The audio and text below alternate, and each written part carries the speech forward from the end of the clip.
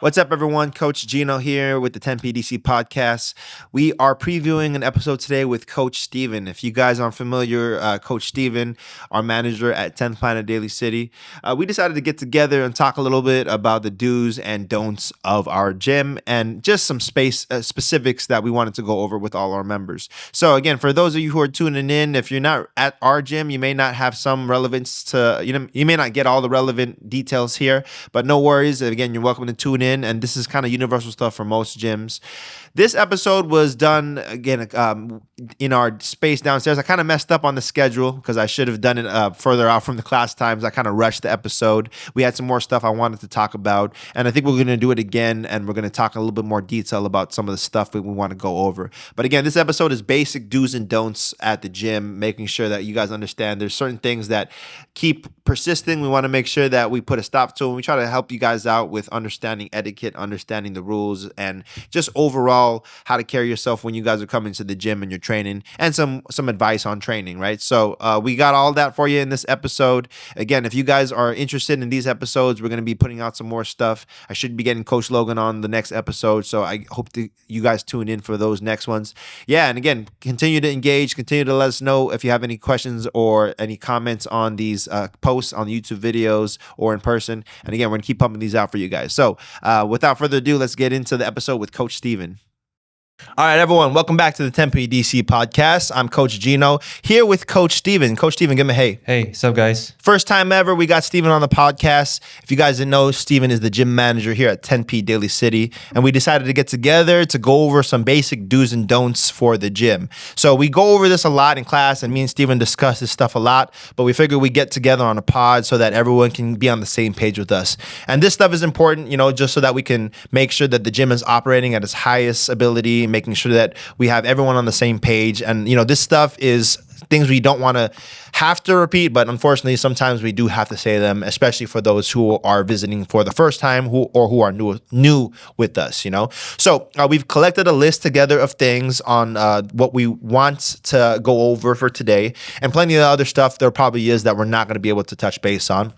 But I want to make sure everyone is going to be able to hear some of the things. And again, if there's other stuff we missed, anything that you guys want to go over, let us know. We can get Coach Steven back in here and talking about more of these things that we got to do here today. But for today, let's start off with our basics with etiquette, right? I think for Steven and I, we have this communication as how to carry ourselves as staff, and we talk about it with our teachers and instructors. But there are certain things that we do expect with our students, right? So Steven, can you start off with our first do that we should do in the gym for our students, right?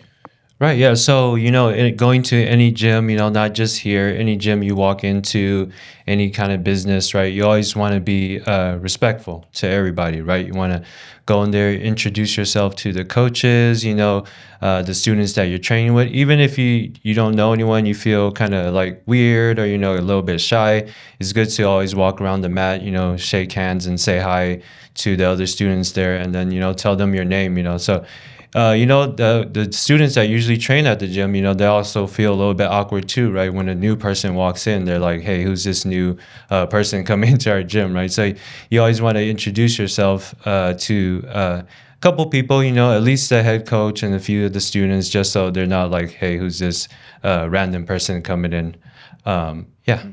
I think respect on that note, we definitely want to make sure that even if you aren't a new student, right, if you've been here a long time, right, you need to treat everyone with that level of respect as you did on the first day, right? Because there does come times when we've been in the gym for a while, we know everyone, and then we start getting this chip on our shoulder, thinking that, hey, I've been here, these new guys need to bow down to me or whatever the case is. And, that culture can become toxic, and we don't like to build off that. There is some level where, yeah, you respect the senior students a little bit with, a little bit more of admiration since they've been training a long time. But those senior students shouldn't be expecting like they got to be treated a certain type of way just because they are a senior student. Like the first day, how are they going to know you're a senior student, right? If you've been there for a while. So I think that's huge.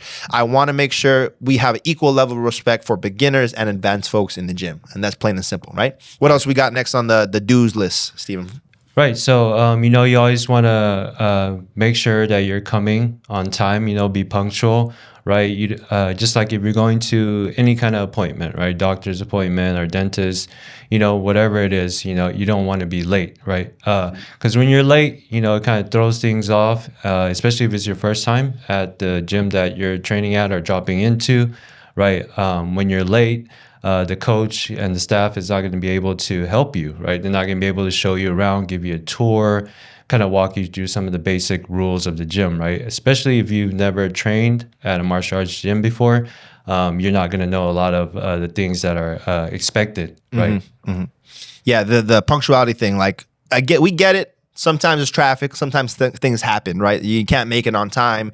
Something went awry, and we don't have the ability to be as punctual as you like. Come in again, going back to that first, do have respect. Come in like, hey, I tried to come in on time. I couldn't make it. It is what it is.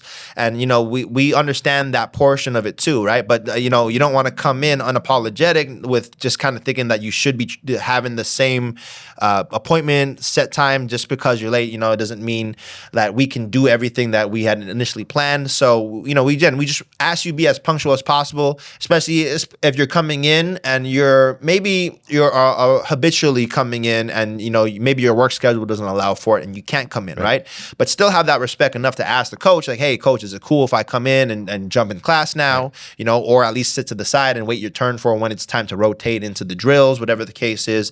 I think that comes down to that same level.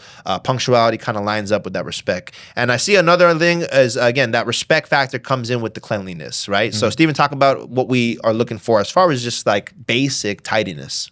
Right. So basic tidiness, cleanliness, always a super important thing at any gym that you train at, right? No gym is ever going to get mad at you for being clean, right? They're gonna have problems if you come in with dirty clothes and dirty shoes and you're walking around everywhere.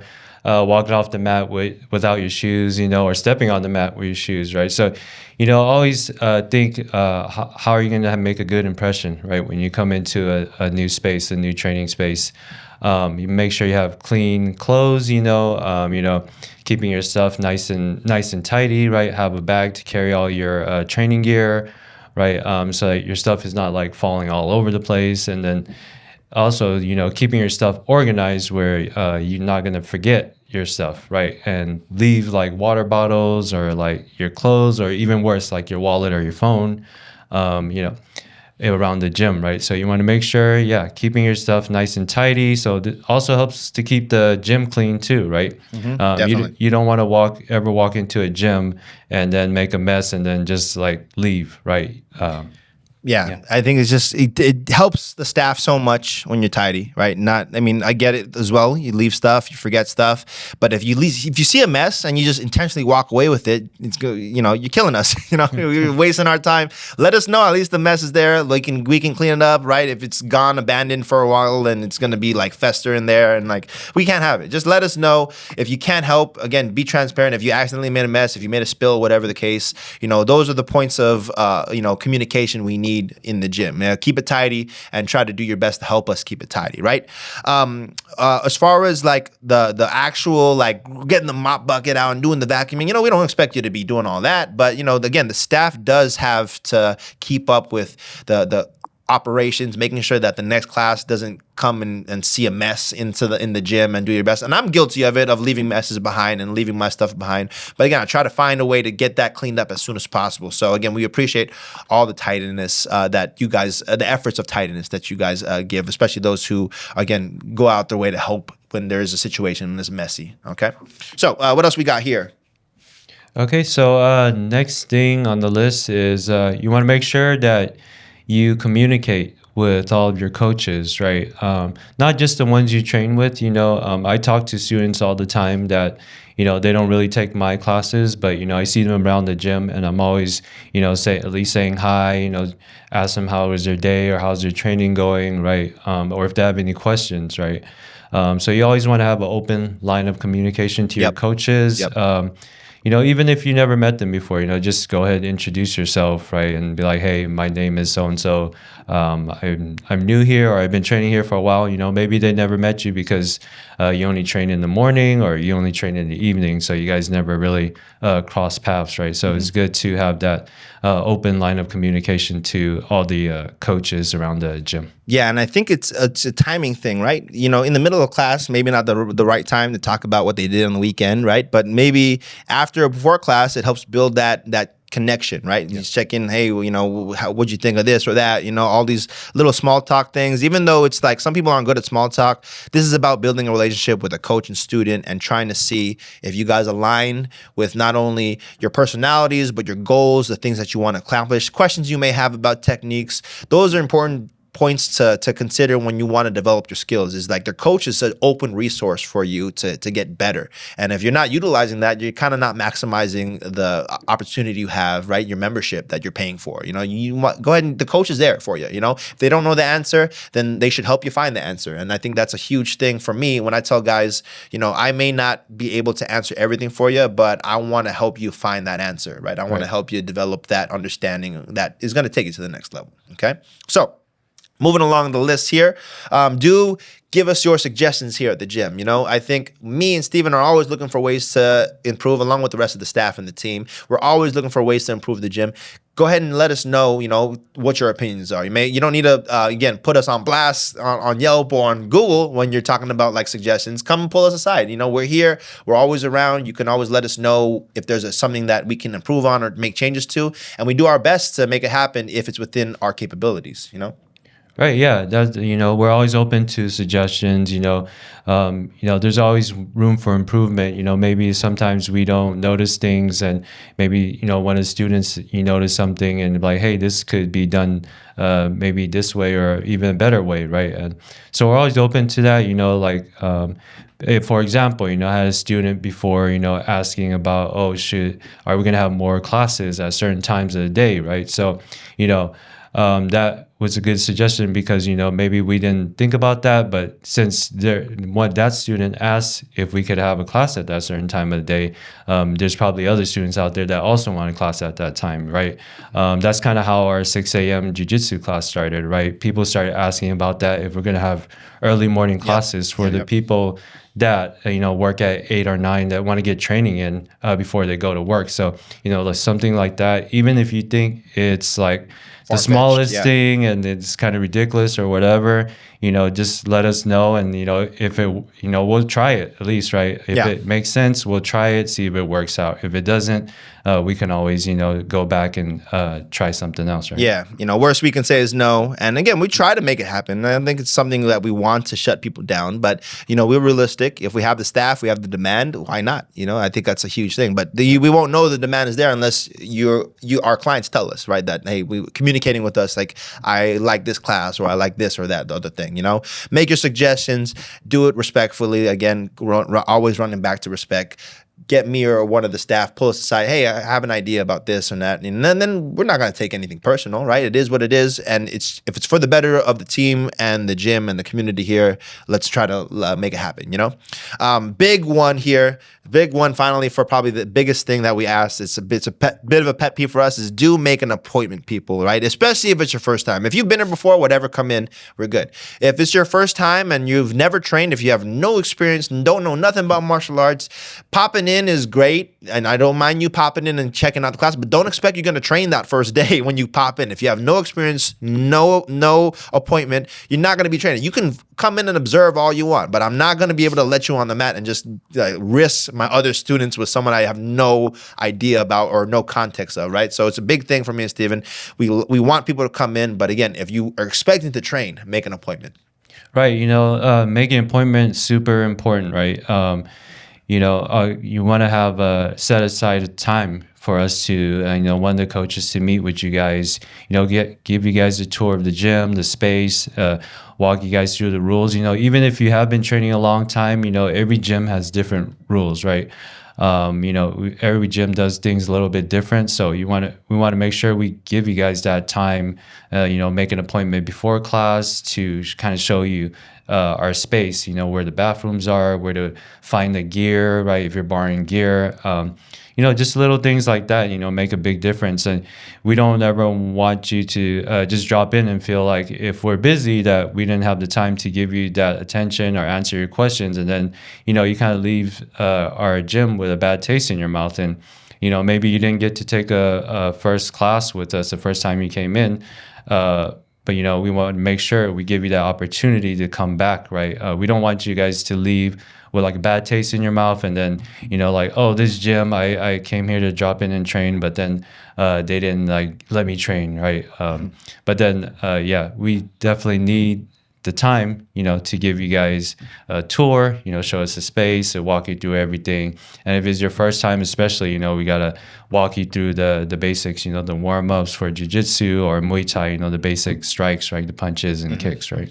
Now, of course, there are certain exceptions, right? If you've been training for a long time, you come in with enough time buffer, like 30 minutes, 15 minutes before class starts, you have all your gear, you know your etiquette, you've been through the process before, then yeah, we can make an exception, especially again, if we're feeling like, okay, this guy is looking like he's ready, right? But you'd be surprised. People come in here just straight off the street, they got their whole life in their backpack, and then they're coming in like, oh, I want to try a class. I was like, no way, dude, I don't know who you are. I don't know where you're coming from. And I just too much of a gamble for me, right? Again, exceptions to the rule are there, but the rules are there for a reason, right? We want to make sure we're putting that out there so that you guys are taken care of, especially again, our first timers, because a first impression, you only get one opportunity. And that's a huge thing for us. I know for me, when I began training, a lot of the times I got my first impression from a lot of coaches dictated how I saw them for the rest of my time with them, whether it been for a short or a long period of time or continuous to this day.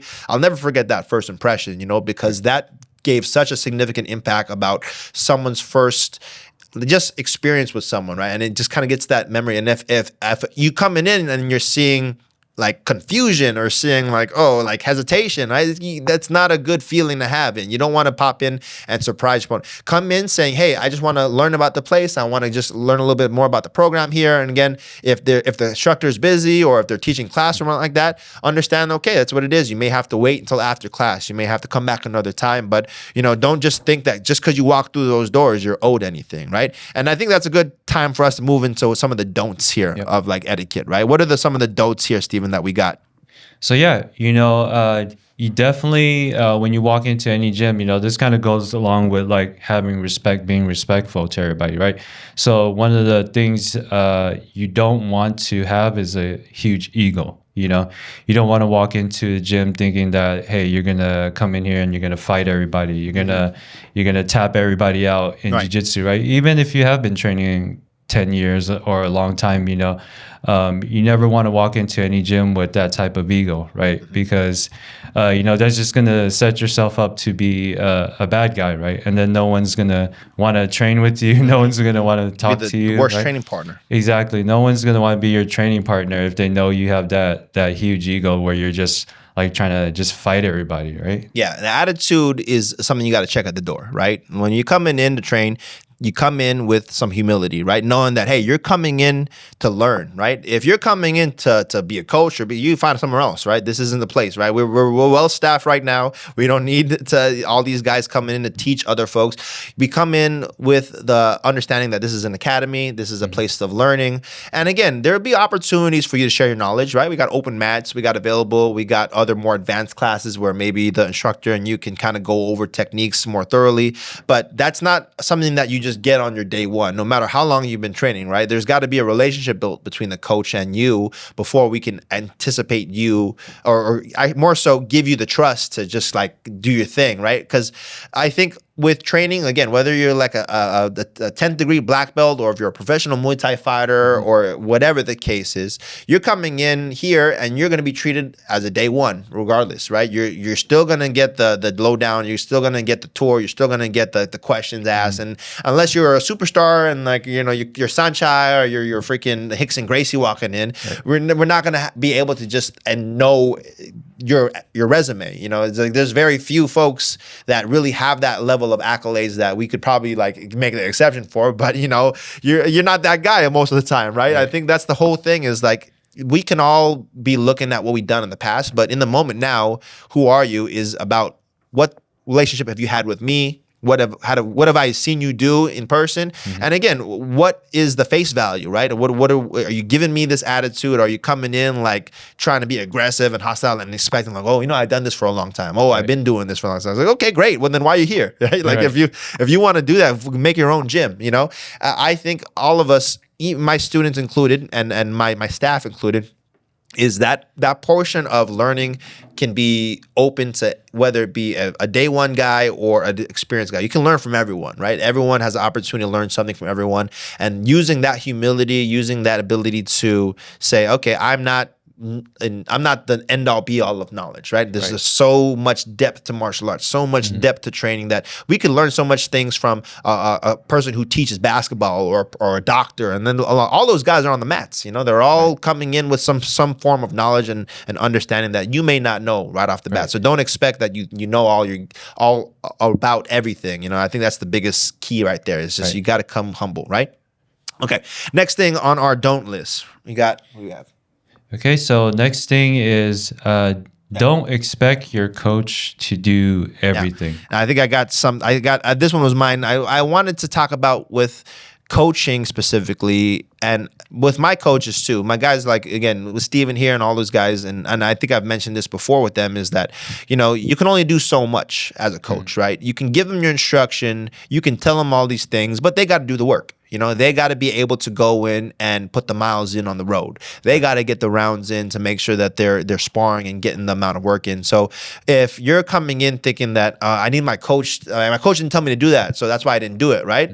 Well, it doesn't mean that just because your coach didn't do it, you shouldn't do it. Like everyone knows you got to make healthy habits. I don't have to say that for you to do it, right? Everyone knows you should be getting a good amount of sleep. Right. And, those aren't things that are necessarily have to be said all the time, right? It's just those good habits that we eventually learn over time, and everyone kind of agrees upon those things, right? Those healthy habits we have, we got to do them. And even though they suck sometimes, it's like, again, doing the extra workouts, eating healthy, they're necessary. And if you want to perform at this sport, at a high level in combat sports and stuff where it comes down to really getting your body to that next level, you have to put that work in. And the coach is only there, sometimes only for an hour, like maybe 2 hours a week, you'll see them, right? So expecting all that knowledge within 2 weeks is just unrealistic. Right.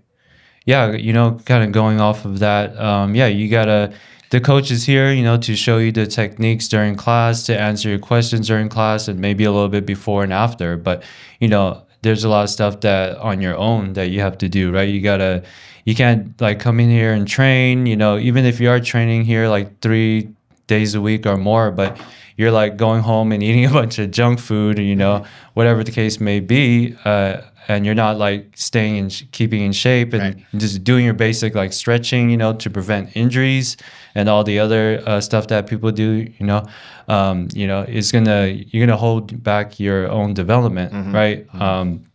So you always want to take care of yourself outside of the gym too, right? So you have a responsibility to do the extra work, right? Do the extra homework, right? Like for example, if you're a jiu-jitsu student, right? Maybe you get an hour of training in a class, right?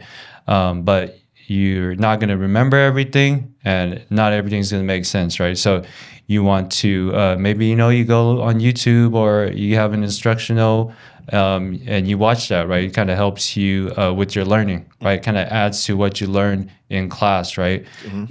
And they just don't blame anyone, when it comes down to your failures or your successes. That's also the point. Is you did that work, you deserve the accolades. Right. And again, I appreciate the students giving me credit for that, but I think that's you guys. I feel like you owe that. And at the same time, when stuff goes bad, it's the same. It's on you guys. Right. Like I can't carry that weight for you in a sense, right? And we can't expect that for our coaches either. Okay.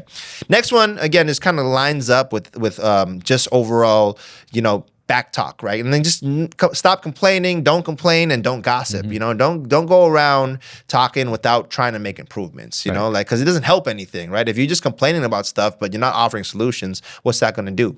Right, exactly. some of the worst people are the people that complain the most and, don't do anything. We see it all the time on social media, everywhere, right? People that just complain, but they don't really have a solution, right? So, if something is going on and you don't like it or something's not working out, like ask the coaches, ask your teammates, right? Someone probably has an answer for you. Someone has probably been in the same position you've been in, had the same, questions, the same problems, ask them, and somebody somewhere is going to be able to help you find a solution to that. And we're gonna help that process. We're gonna be a part of that, right? So I think that covers most of the etiquette stuff, right? And that's kind of the bigger things that we are really stressing here is just, etiquette is huge. It creates the culture. It's a huge part of making or breaking someone's relationship with the gym and the community, right? If we don't have the right etiquette, then we're going to have a hostile environment, and it's just not good for the livelihood of the place, right? So now we want to move into like more specifics for the training, right? So when we're actually on the mat, when we're actually going through the motions, there's some basic general stuff, do's and don'ts of when you're training, whether it be Muay Thai, Jiu-Jitsu, MMA, whatever the case may be. We want to make sure we establish those, right? Number one, probably the biggest thing we say every time is no effing shoes on the mat. No shoes ever on the mat. I don't. Only acceptable option is wrestling shoes or boxing shoes that have not been used on the street. Okay, just no one wants that musty, dirty sole of your feet, and especially since we're a Jiu-Jitsu academy, we're rolling on the ground, our skin's on the ground, our faces on the ground. We can't have that. Okay, so not only no shoes, clean your feet. We have the foot cleaners there for a reason. If you've been walking around in funk all day and you haven't cleaned your feet or whatever the case is, use that foot bath. Maybe take a shower and wash your feet. Whatever the case is, the whole point is cleanliness there with the training, right? Make sure it's a clean environment when we train. Right, and going off of that, no shoes on the mat, you also want to make sure that when you step off the mat at any time, you put your shoes on. Right. Yeah. So the easiest way to do that is to bring some sandals or some slides, right? Because I understand, it is hard to put on your shoes every single time, especially if you're doing Muay Thai and you got shin guards on, it's going to be really hard to put your shoes on, right? Be tempted to walk off the mats without your shoes, right? But you always want to make sure, you put sandals on, your slides on when you walk off any training surface, right? Yes. Not just the jiu-jitsu mats, the boxing ring, and the area outside of the boxing ring, right?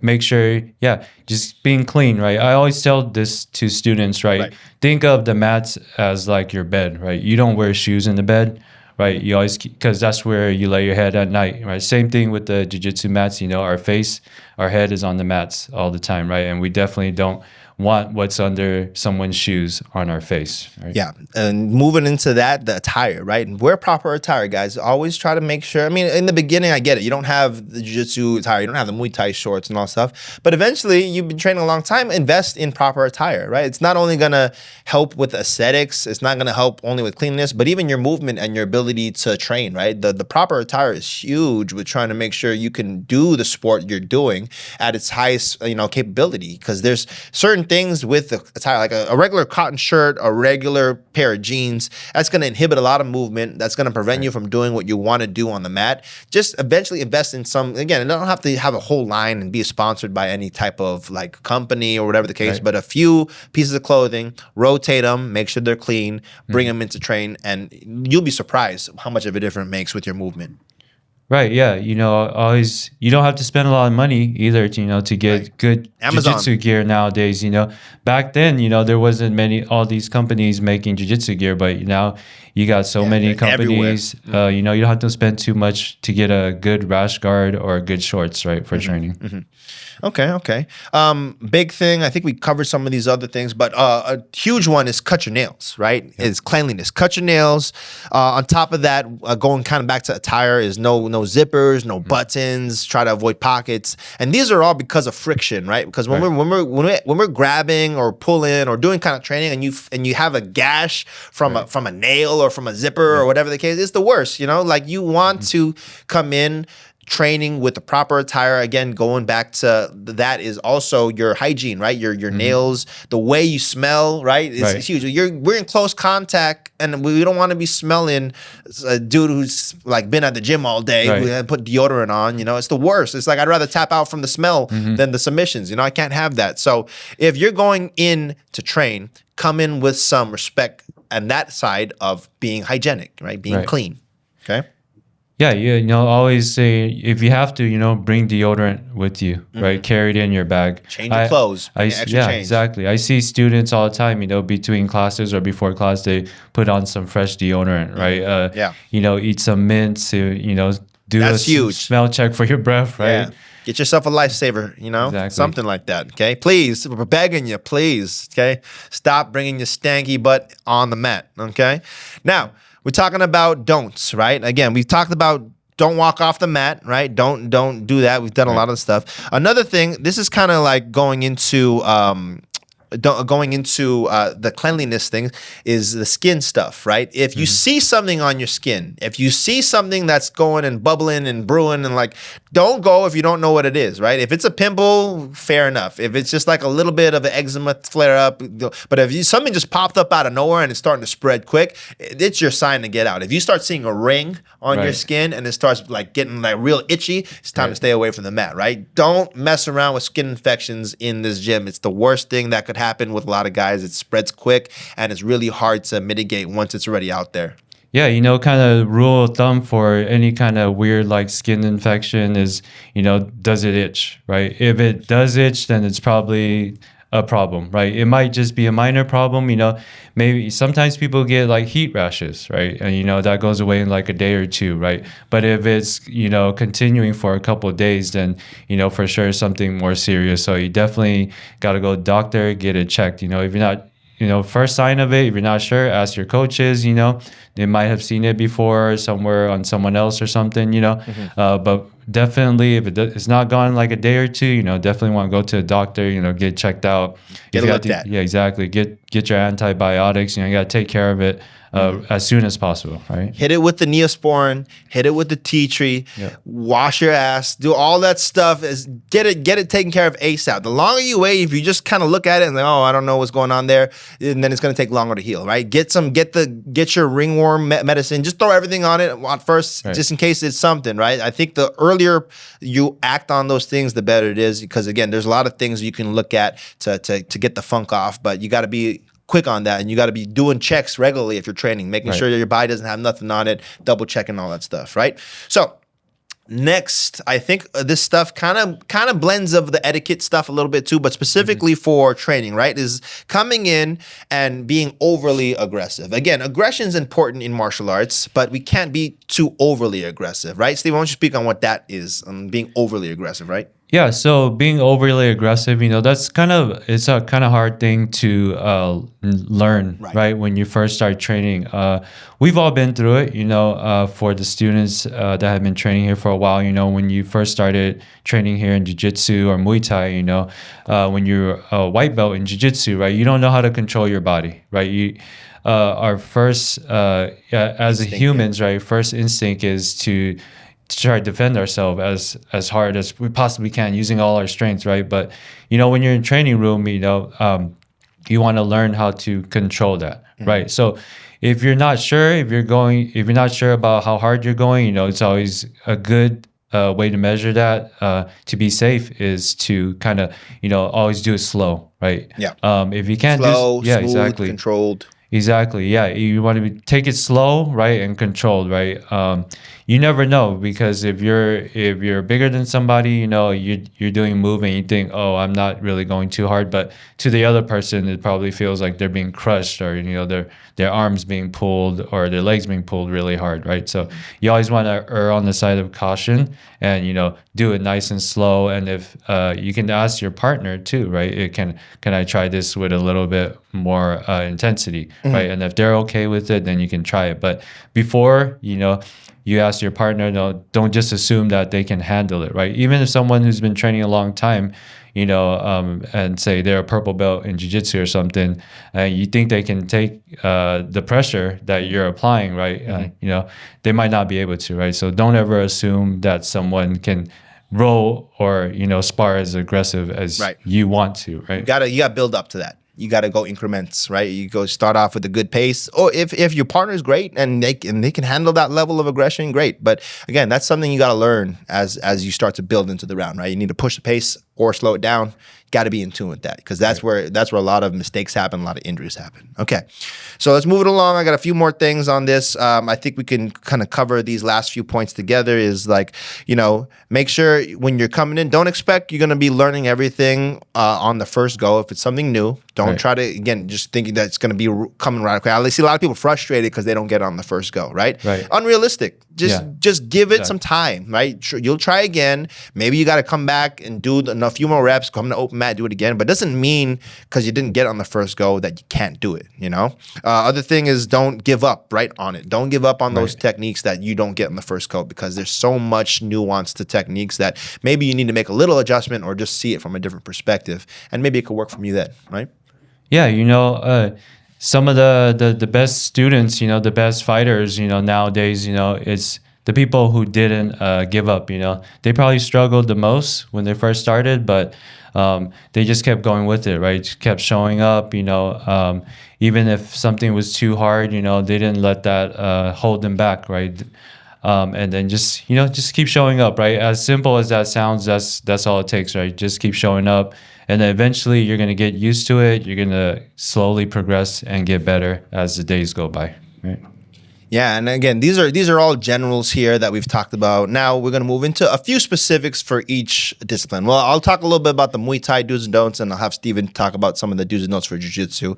But I want to run some of these things that are specific to Muay Thai, right? For Muay Thai especially, right? It's a little different. Jiu-Jitsu, sometimes you could spar on the first day if you've been experienced. Sometimes you can do a lot if you're a higher belt or whatever the case may be. Typically for Muay Thai, I try not to let the guys spar until I at least see them do a class and move around a little bit, and I'm very meticulous with that. And again, I'm watching very carefully when you are sparring, but don't expect that you're going to spar the first day of class, right? Then that's a big thing. Is sparring is something where I got to have trusted people in there, making sure that I know you're not going to hurt each other. But again, if I'm supervising and I'm able to keep my eyes on you, then maybe I'll let you spar, but not guaranteed, right? Other things would be like, making sure that you're going in and making sure you're using the gear and putting it away, and making sure that if you are needing gear from Muay Thai, borrow it and put it back, because the gear here, again, we share some of it. Some of it is loaner gear. We want to make sure that you guys take care of it properly so other people can use it, putting it back safely and not letting it get crazy everywhere. Muay Thai, there's a lot of gear, a little bit more than Jiu-Jitsu. Right. So again, we have to make sure we maintain that stuff, and especially like the bags, all that stuff, the gloves, the extra shin guards, the mitts, and all that stuff. It get real chaotic real quick. So let's make sure we take care of that stuff. It lines up with the tidiness factor. Don't let yourself, just throw the gear over everywhere without bringing it back. And always, again, give us the ability to know that, or give us the heads up that you're using the gear so that we're aware where it is and we can get it going. Lastly, from Muay Thai, just don't, Muay Thai is an intense sport. It's a lot of kickboxing, a lot of punches and kicks. Just don't take it too serious. Have fun with it, and then you do your best in Muay Thai. Like if you want to be a fighter, that can happen in time. But, I got to build that relationship with you before we start representing the gym. And I want to make sure that we're aligned as a coach and students, and coach and fighter more so, that you'll be able to properly protect yourself in the Muay Thai ring, right? Steven, I'll let you go ahead and talk about some of the do's and don'ts for Jiu-Jitsu. So the stuff that we agreed upon to discuss. Yeah, so Jiu-Jitsu, there's a lot of little rules and some unspoken rules too, right? If you never trained Jiu-Jitsu before, you're not going to know these rules, right? You probably not ever seen them before, right? So, first one kind of lines up with, being respectful, right? So before you start a roll, right, you always want to slap, bump with your partner, right? Slap and bump, right? Always. So that kind of signifies that, both parties are ready to go, right? You don't want to just like jump on somebody right away or start pulling their arm or something, you're going to end up hurting somebody if they don't expect it, right? So, yeah, always slap bump before a roll. Even if you know the person, right? Every single time before you roll, slap bump, right? Just basic jiu-jitsu etiquette, right? So next one, kind of lines along with, don't be overly aggressive, what we kind of mentioned earlier, right? So in that, on that note, right, you don't want to crank on submissions, right? Never crank on submissions. You're gonna end up hurting someone. Unless you're in comp, Exactly. in training room, in the training room, be careful and be very controlled with the submission. Exactly. And not everybody's always gonna like tell you, hey, you cranked my neck and you hurt my neck, right? A lot of times people are just kind of keeping on down low, and Adrenaline's there, they don't feel it that moment, right? exactly. And then they go home and then they feel their neck starting to hurt the next day or something, right? So always, make sure that you're applying pressure slowly, right? Give the other person time to tap, right? And if they're not tapping and you got a full arm bar extended, Is whatever, it worth it? yeah, don't just let it go, right? I do it all the time. I get people in like a submission and just let it go. Yeah. At the end of the day, it's not worth it. It's a mental win there, right? You knew Exactly. you had it. You didn't have to break their shit. You don't, excuse my language, break their arm and everything. You want to be able to have everyone go home safe. Right. Yeah, exactly. If you hurt somebody, not going to be able to train, you're not going to have a training partner, then you can't train jiu-jitsu anymore. Right. Right. It's going to be a ghost town in here, right? Last one here, right? Right. So next one, right? So when you're doing a technique on somebody, don't assume that everybody knows the techniques that you know. Leg locks. Exactly. Number one. Exactly. Like leg locks, probably the most one of the most intricate details techniques in jiu-jitsu, right? So just because someone has been training like 10 years, like I've met black belts that don't really know leg locks, right? So you can't assume if someone's just blue belt not or just 'cause of above. rank, right? Exactly. Size, whatever. Exactly. You always gotta ask people. The best way to know is to ask your training partners how long have they been training, what belt level they are. Are you okay with leg locks? Exactly. Just simple dialogues that can help mitigate the confusion, right? Exactly. Yeah. You always want to make sure, if you ask someone, hey, and they say, oh, I've been training for like 5 years, right? Then you kind of expect that they probably know a little bit of leg locks, right? But you can't assume that they do either, right? It's good Especially the twisting ones. Exactly. The twisting ones. Exactly. So it's good to ask them, are you okay with leg locks or, whatever other technique that, could be potentially dangerous, right? Jiu-jitsu is such a dynamic sport. There's so much to it that, again, just because you've been trained 10 years doesn't mean you've learned it all. Again, I'm training more than 15 years and I'm still learning stuff every day. And I think that's the biggest takeaway with martial arts that I've had over the years is continue to be a student, right? Make sure you're always coming in to learn, always coming in to do your best. And that way you're going to be able to train for life. And that's the ultimate goal here. We want you guys to train for the rest of your life, whether it be in a specific discipline or just in a martial arts sense, just having that martial arts culture, understanding of the lifestyle, understanding of the habits that we build so that we can be who we are and have this benefits of knowing a discipline or art that can help protect us and keep us healthy.